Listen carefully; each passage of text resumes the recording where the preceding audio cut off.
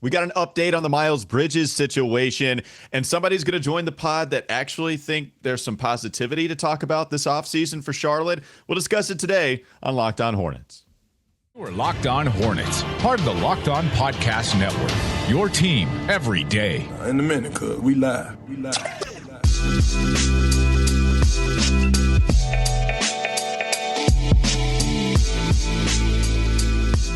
It's Locked On Hornets, a part of the Locked On Podcast Network. It's your team every day. Thanks for making us your first listen. We're free. We're available anywhere you get your podcast. That includes YouTube. If you're watching right now, you see an old familiar face. You saw the graphic. Then you got excited, despite this guy just Kramering his way into the podcast and then going Dave Chappelle, stomping his muddy boots on the couch. It's Nata Edwards, man. Nata, how are you doing? Muddy boots, sir. I make money now. They're muddy Jordans. They're just they're the burner Jordans, sir. Very good. Again, respect the position, please. I apologize. One, I don't know why you're getting your Jordans muddy though. That seems like that's on you. I don't know why you're doing that. If you got money, hear the money part? Did you not hear the money part? So you'll just buy some new ones. New ones. That's totally fine. That's the voice of Nata Edwards. You can find him producing the Ion College Basketball podcast, although it seems like you've been producing a lot over there with the CBS affiliate. I'm glad to have you talk a little bit of NBA and some Charlotte Hornets in just a moment. We'll get to some positivity you actually think has surrounded at least a little bit of the Hornets, maybe just not as negative as Doug and I have talked about, because we put it on them yesterday, Doug. Everybody was catching strays. Marco Bellinelli caught some more. JB caught some more. The Hornets did from Popular Podcast, and we were giving them some, not strays. We were just pretty much aiming right at them. Yeah, well, listen, I haven't liked the inaction of this season. We're going to get into it in the second segment for sure. I'm interested, though, to hear Nata Edwards' perspective, because it's like him and two people that comment on our YouTube videos that I've seen be somewhat positive about the inaction that we've seen. So I'm interested to hear his thoughts. All right, we'll hold on that for just a moment. We'll get to that in segment 2, but we do have a Miles Bridges update to get to. So there was a hearing yesterday. Miles Bridges appeared in a Los Angeles court for a preliminary hearing on that felony domestic violence charge that stemmed from his July arrest. Bridges' court date, it was rescheduled to Friday, September 16th. So, in other words, there was a continuance. He faces 1 felony count of injuring a child's parent and 2 felony counts of child abuse under circumstances or conditions likely to cause great bodily injury or death. Doug, I know we've all been paying attention to what's taking place here with Miles Bridges. So I thought there was a shot that we would actually get some information here, but we don't. Instead, we're going to September 16th. This seems like it's just going to continue to drag out for the long haul, and we'll see what kind of information comes our way. Yeah, there's just no way to tell. I was skeptical that we would get answers this soon. I thought a continuance was definitely a possibility, and honestly, further delays could be a possibility. But I don't want to read into anything involving this continuance because I think it's impossible. There's just a variety of reasons that things get continued, delayed within this legal process when you're talking about a criminal prosecution. And to speculate, to say anything about how this case is going to turn out based on one continuance, I think is irresponsible. Yeah, don't know how it's going to play out. Nata, we have not had you on the podcast since this arrest came in, not to ask about the overall, because this is something that's clearly not positive, and we're trying to figure out what the Hornets could have done in response to this arrest that Miles Bridges turned himself in for. But what do you make of everything that has gone on, at least not with Miles Bridges, but just how the Hornets can respond and exactly the Miles Bridges part in all of this, like that specific factor to the offseason? That's the hard part because, one, I think we've talked about this before. I don't expect him back in 2022.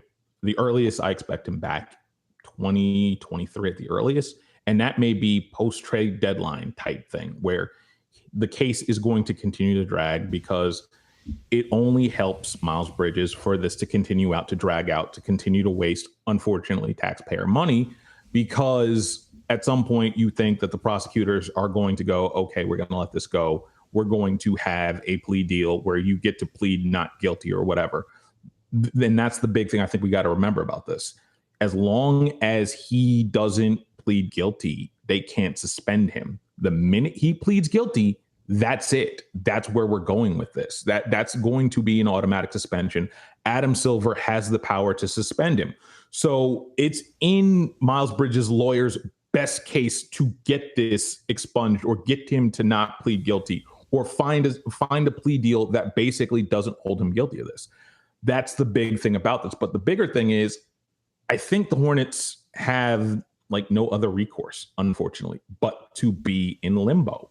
Now, granted, there are certain things that they could have done. Backup point guard, probably one of them. But for the most part, this team is going to be held in limbo because, unfortunately, like, this is a legal matter. This is a sensitive legal matter. And anything that you can do around this team clearly revolved around, hey, Miles Bridges being a part of this team for a very, very long time. Or if not, and this is a big thing, being able to sign and trade him and move him on and build around what was coming from him. Well, Miles Bridges is certainly operating as if he's preparing for this upcoming season. We've seen him in a number of videos, yes, training in different locations with in the background, right? In the background, yeah. Rarely is he getting tagged, I think, for obvious reasons. But he certainly seems to be preparing as if he is going to play in some form this upcoming season, and the Hornets will eventually have to say something about this. Now, Miles Bridges has not signed his qualifying offer, as far as I know. The qualifying offer is still out there and can't be pulled unless the Hornets and Miles Bridges mutually decide to part ways.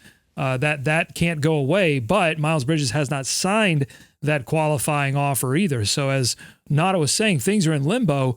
But as we get closer to training camp and media day, the Hornets are going to have to say more than the barely anything that we've heard so far. The problem is, I think it's going to be more of the same, though, just because I do think that as long as this legal process plays out, I think they're going to say, we're going to let the legal process play out. Until then, Miles Bridges isn't going to play. That's what my guess would be, because it would be. I have a better one for you guys. All right, let's hear it. What is your statement? We do not talk about people that are not actively on this roster.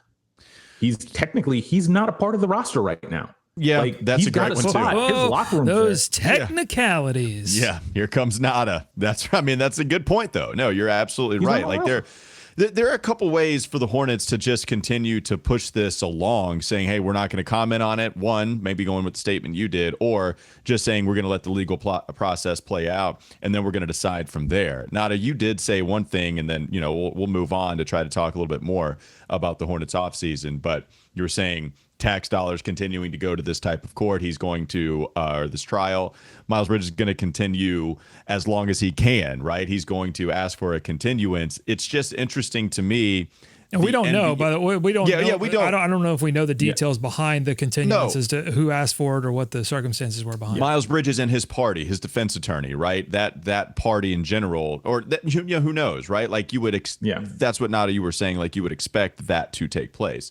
But I do wonder with the NBA stance in here, like if Miles did not play in the NBA and you did not have that rule in the collective bargaining agreement where Adam Silver has power to do whatever he wants, if somebody is found guilty or somebody pleads guilty, then that's when Adam Silver has the power, which is what we saw with Jeffrey Taylor. In fact, Michelle Roberts, remember, actually was ready to fight for Jeffrey Taylor because they were going to suspend him. And the NBA, she said the NBA didn't have any basis for that, given on the facts that were confirmed or officially out there. But Jeffrey Taylor just decided, you know what, I'm just going to go ahead with the over 20 game suspension. Like, I'm not going to fight this and instead just let it play out. And so that's partly, I think, why we saw Jeffrey Taylor have the longest suspension we've seen, especially in an era where we are deservedly more sensitive to domestic violence right now, and trying to put an emphasis on that not being okay. And I'm pretty sure we'll never see that kind of length of suspension again unless they redo the CBA. I feel very confident in that, because that's going to have to be one of those things that they collectively agree upon. And then on top of that, we're going to have to start talking about legal ramifications. There's a reason why generally when you have, unfortunately, there's a reason why there's only 10 games usually. That's when a player commits domestic or intra-partner violence that you see 10 games. because I believe that's the collectively bargained rate on that. But the big thing is, and it's all about, as I said before, like Miles Bridges needs to come back with this and not guilty, because otherwise we're not seeing him. And it behooves him to continue to run this out and to continue to say, hey, either you have something or you don't. And if they do have something, then they need to show it and get this along, because unfortunately, I don't think you can bring Miles Bridges into camp with all of this around. Oh, no, yeah. One, he's not signed. That's the big thing. He hasn't signed his qualifying offer.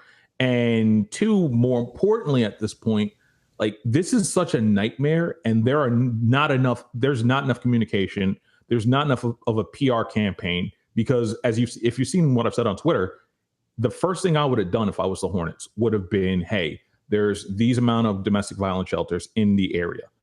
How much money do you need? How much money do you need to expand? That would have been my first move. And since that has not happened, and I kind of understand why, because it's a sensitive, you don't want to necessarily imply that Miles is guilty. But at the same time, that kind of campaign needs to be in action. There are other things that they haven't done yet that I feel kind of confident that need to happen before you even think about bringing him back. And that's why, again, don't expect him to see him until 2023 at the earliest, honestly. All right, let's move on to the second segment. Let's try to have some more fun here. Certainly won't with the first segment topic, but we do have some other things to address this offseason, and that's why we brought Nata. So coming up next on the Locked On Hornets podcast. Don't go to sleep on the Hornets just yet. Nata thinks we've been too hard on Charlotte, specifically regarding what's taken place and really what hasn't taken place this offseason. He'll share those thoughts coming up next. If you haven't tried Built Bar Puffs yet, you're depriving yourself of one of life's greatest joys. And guess what? There's a new flavor. Delicious, indulgent cookie dough. It's covered in chocolate, 100% chocolate. Built has done it again. It's got the chewy texture. It has real cookie dough chunks. And of course, they're covered not only in 100% chocolate where it's like a candy bar, but that candy bar is good for you. It's actually low in calories. It's low in sugar, but it's high in protein and it's high in fiber. Where do you go to get them? I'll tell you. Go to Built.com. Use promo code LOCKEDON15 and get 15% off your order. Again, you use promo code LOCKEDON15 at Built.com. Nata's thoughts coming up next. Locked On Hornets. This is Locked On Hornets. Golden State spent almost a minuscule amount of time with zero of their starters out on the floor. They had at least one out there the entire time. 4 Hall of Famers. Yeah, they do. You just put them anywhere. You just have one out there. Stack them up. It's time for more of the Locked On Hornets podcast.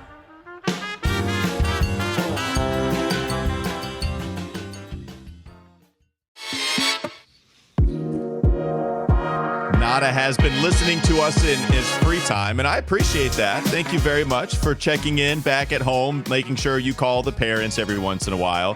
Thank you for checking in, but you also think we've gone a little too hard on the Hornets, right? Like, you think we're actually taking it to them a little too much? Yeah, no, I think you guys are kind of being a little hard, because they're in.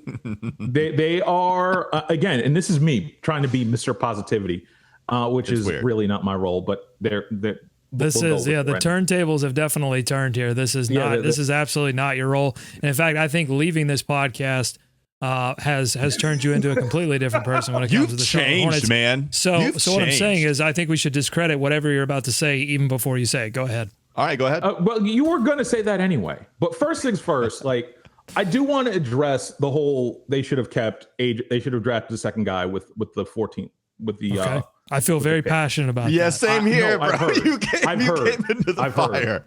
I've heard you, Fed. Like, the big thing about that is, and I want to ask, like, do we remember exactly what happened with James Bouknight and the fact that he thought he was worthy of playing and he didn't, and that ended up being a problem? Like, I think we're kind of forgetting the people part, which Mitch kind of clumsily mentioned in that post-draft presser, where he was like, we have guys that got clogged up in the pipeline for better work, for the lack of a better paraphrase. Like, that, I think, needs to be brought up a little bit more. Like, Kai Jones got held up in the process. Thor got held up in the process. Bouknight got held up in the process. And then you're going to add another third rookie on a first-year contract who's seeing his minutes get depressed. And at the same time, that's probably going to hurt him on the back end of a second year contract. Like, I kind of understand the thought process if you look at the people aspect. The GM aspect, you're absolutely right. I'm not going to argue with that second pick, but who are you going to get? Were you going to get Jalen Johnson 2.0? I'm sorry. AJ Griffin. Were you going to do that? Like, there are certain things, like, I understand why everybody got mad about the pick, but I also think people did not hear Mitch exactly when he said, yo, look, we don't have the development. You want to go, Doug? You got it? Yeah, look, I understand what you're referencing. James Bouknight was not happy about his playing time last season and made it known to James Borrego on the bench, apparently, tried to step up on him. But look, if players are going to have a problem like that, there's a real easy solution. It's called Greensboro. It's real easy. If you're not good enough to play and beat out the veteran, then you go to Greensboro, because honestly, the rookie scale contracts are so low risk and it's such a low dollar amount that if a player is not earning playing time, it's not that big of a deal, especially when you're drafting in the mid. It'd be different, I guess, if you're drafting 1, 2, 3 and you're expecting that player to immediately come in and make an impact. But when you're drafting 13, 14, 15, that's not necessarily the expectation that rookie comes in and immediately demands minutes. And those picks, even if they don't play, we haven't even seen Abaji yet, and he was valuable enough to be used in a deal to acquire Donovan Mitchell. So if people are upset that they're not playing, then you know what? Get better. Hey, James Bouknight, get better. Kai Jones, get better. JT Thor did get playing time. He demanded playing time via what the coaching staff saw. But at the same time, like, G League stats don't count on your second contract. And I think we have to remember that. These guys worry about their second contract every single day. And play better. I don't disagree with you on the play better thing, but at the same point, if you're going to have a coach, now mind you, you have Borrego, who was loyal to the vets. We think Steve Clifford is acting any different, if not worse, when it comes to loyalty to the. Like, we think that's going to change, because I don't. Yeah, that's fair. The James Bouknight part, where you discuss the people part being important, man, play better for sure, but also draft better. And you kicked that can down the road for a worse pick if James Bouknight doesn't actually pan out. Like, to me, to have an asset for that player to possibly work out, or not everybody's created equal. Like, James Bouknight's attitude towards not playing doesn't have to be this next guy's attitude towards not playing. Kai Jones didn't react that way. And I would argue I would argue this. He didn't try to fight the coach, he didn't try to fight the coach. but there was a whole bunch of subtweets. We got a whole bunch that's of like fine. Look, they can subtweet. That's fine. Look, if you're as a player, offseason. Look, if you're a player and you don't want to play, then that's a whole nother problem. Like, a player should want to get playing time. I think James Bouknight took it to an unacceptable level. I don't think necessarily that you should be afraid of that and not acquire assets, or at the least, if you're going to move an asset like a first round pick, hey, don't do it for a worse first round pick. Yeah, and to be fair, let's be fair here on that one, though. Let's be fair. Did Utah fall in love with those picks that the Knicks were trying to give away? Because they were trying to give them away for Donovan, and Utah was like, nah, we want real picks. No, those aren't real firsts. The reports are that the Knicks wanted to hold on to some stuff so they could go after a second piece in order to put alongside Donovan Mitchell and Jalen Brunson. So, like, really, when you're talking about those 3 picks, the reports were that maybe that third one was unprotected. Maybe it was top 5, top 3, whatever. And then you had the whole RJ Barrett side of this. For me, I would argue that Kai Jones, this was always going to be the process for him, man. Like, you said it too. Fair. Like, during the pre-draft process, we knew it was going to, like, it was at least going to be a year. And I think some people thought it might take 2 before he's actually ready. They traded up to get a project. They did not trade up to get somebody ready to play now. James Bouknight, I thought, was going to play now. But just because I was wrong in my assessment, maybe Mitch Kupchak and the Hornets were wrong in their assessment, to me, it doesn't mean that you just don't draft another dude because you don't want a younger asset. You've got too many young guys. What if, and just Malachi Branham was somebody I like, so I bring him up, but what if you drafted a Branham or anybody? Just pick your favorite draft player that was still available. And they come in and they have an impressive summer league. They have an impressive preseason. And then they get 15 to 20 minutes per game because it's warranted. That was still a possibility. But on and Mitch this Kupchak team? has demonstrated decent draft decisions before. And I wanted to see that rather than trading it for the pick that they did in the future. I like I said, I get it. I completely understand the whole idea of I wanted to see another body in here. But where were those minutes coming from? Are we sure that Kelly Oubre wasn't going to stay in Cliff's good side? We're not sure Book Knight's going to be on Cliff's good side. We're not sure Kai's going to be on good. Actually, I know Kai is not going to be on Cliff's good side. Thor, maybe. But there are a lot of vets on this team. There's a lot of old wood that unless you're telling me, yo, we're pulling the plug. Again, this whole Miles thing is going to be a complete disaster. We're going to be bad. We're going to trade all of our vets. Like, unless you're telling me that, there was no path for these guys to play, I don't think. But they might, though. They might trade their vets. That's an actual thing that could happen. Build a roster on might. You can't. No, but you're saying they might not, right? Like this, you accumulate talent as much as possible to get ready for any situation that comes your way. Cleveland's situation where you have a whole bunch of talent and you're ready to make that move, or Charlotte's situation where we're throwing a whole bunch of darts at the dartboard and hoping we get a roster from it like that. And they kind of did that when they've had the second round picks pan out. They did that when they had first round picks pan out. I get it. The one thing, the redeeming quality we heard was that next year's draft class is going to be a lot better. Is it going to be better enough for that drop in their selection to actually get a better player than 15 or 13 overall? I don't know. I think so. But depending on who you talk to, this draft is 10 franchise players deep, which I didn't think was possible. Yeah, and that's fair. That's fair enough. But I really hope it is because the Hornets got a worse draft pick. So I certainly hope that is the case. Okay, let's talk about Donovan Mitchell. We've been upset on this show. People in the comments are asking that we get Kleenex as a sponsor because we've been crying about it so much. And you know what? Honestly, I'll take them. I'll take any sponsor. Kleenex. I wanted Donovan Mitchell. Nice. Wow. Okay, I'll do it. I'll do anything for money. So just let me know, Kleenex. I'm glad you said that. Yeah. How do you feel, Nata, about the Donovan Mitchell situation? Do you find some silver linings in the idea that the Hornets did not acquire Donovan Mitchell? This team was going to be 10 regardless, and I still believe that. Like, this team was going to be 10. There are 9 better teams in the East. It depends on maybe 8, depending on what you think about what Lonzo's going to do or when Lonzo's coming back, because Chicago's got so many injury issues. Yeah, Miami's worse. Like, you are going to be in the mix for the play-in regardless. Donovan Mitchell was only going to guarantee you a home game in that play-in. That's about it. So at first, was I upset that they didn't make that deal because it seemed kind of relatively easy to do? Yes.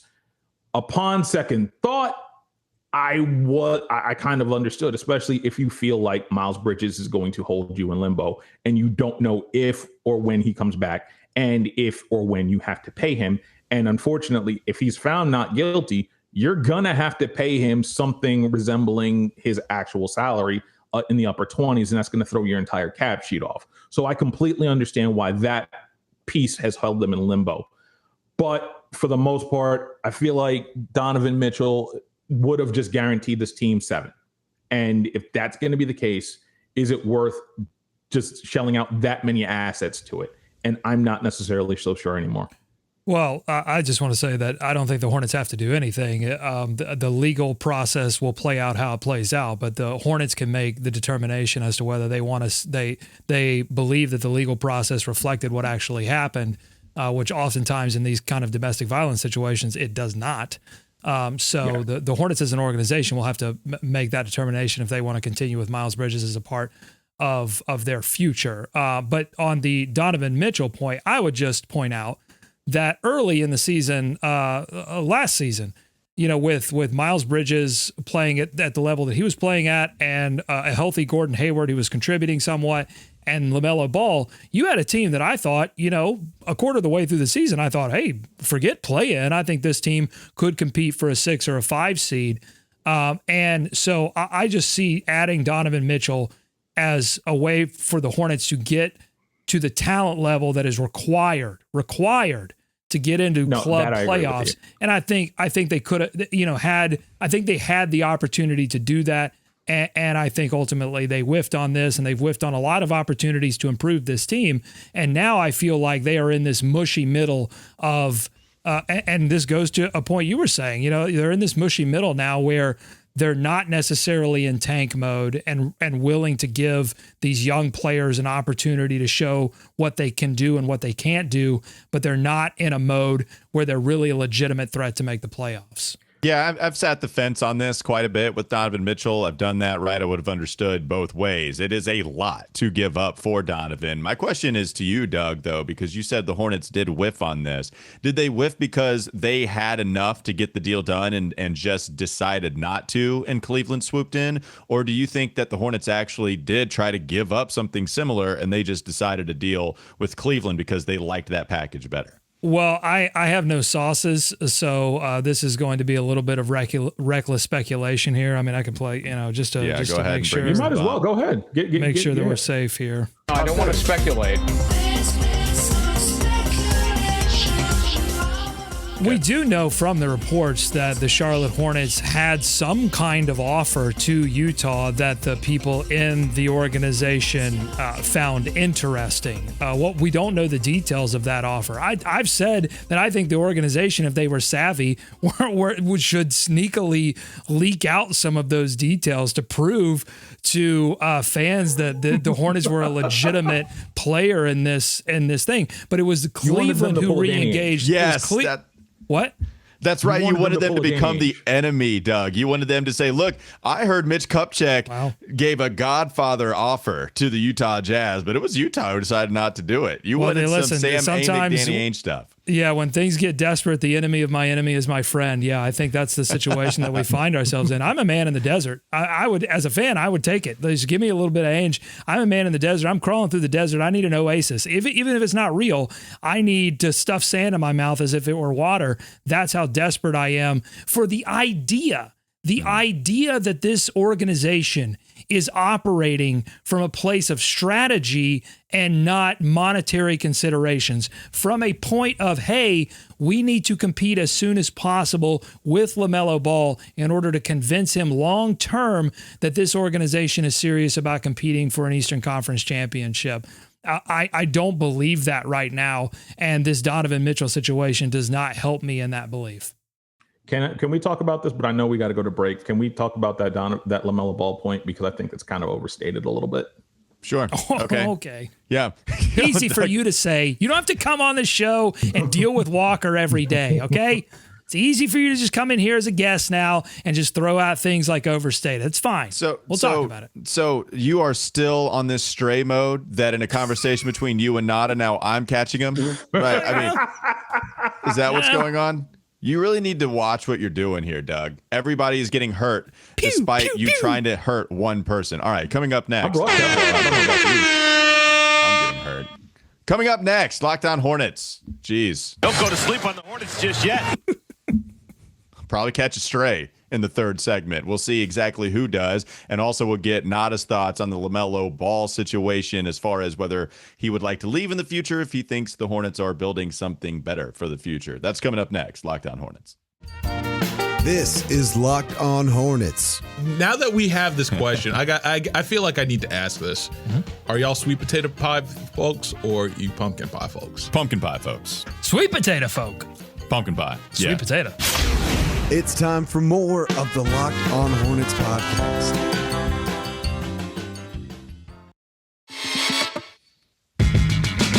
Oh, there is that wheel of random Hornets content. I know my favorite category there, and I want to have Nata be a part of it, but not before he shares some of the thoughts he teased going into the third segment. Nata, you wanted to talk about how that LaMelo point is overstated. Share your thoughts on the LaMelo thing. I don't worry about this initial rookie contract because he's qualified for so many of the bonuses that he's going to get $200 million to stay. I'm not worried about the competitiveness.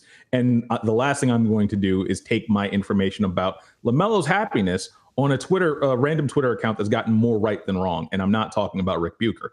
So we have that Twitter. You can go ahead and say at Doug Branson LOH. It's fine. You can give me. You can promote my Twitter. No, that wasn't you this time. That wasn't you this time. But more importantly, I'm not going to LaMelo's been here all summer. Does he want to work? I actually think he likes this place.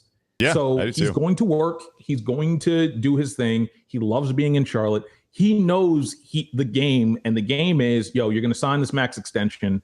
And if you're going to worry about the max extension, worry about how much it hamstrings what they can do, not necessarily worry about whether or not he's going to sign it. It's very overstated because you know who doesn't take $200 million? Morons. That's it. That's the only people that don't take $200 million. It's true. That's why I don't think it's overstated, but not because I think he's going to decline the max extension. It's because we know stars have been very successful in taking on that money and then moving on after they sign the contract. Fair. That's the part. So they can sign this and LaMelo can sign this because that's one thing. There is no precedent to look to and say, LaMelo could take a page out of that book. Nobody has declined that much money after a rookie scale contract. But we have seen players after that big boy extension decide, I don't really care. I want to force my way out because I don't like this team anymore and I'd rather play elsewhere. And I think that's where you start to have to figure out how in the world do you make this guy happy and make sure that he stays in this town,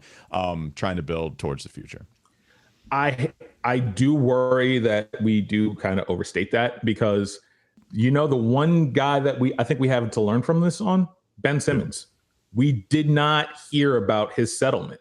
And if you do the math, if the settlement was very favorable in his little holdout, do you know who would have reported it? Shams, because Shams is a clutch guy.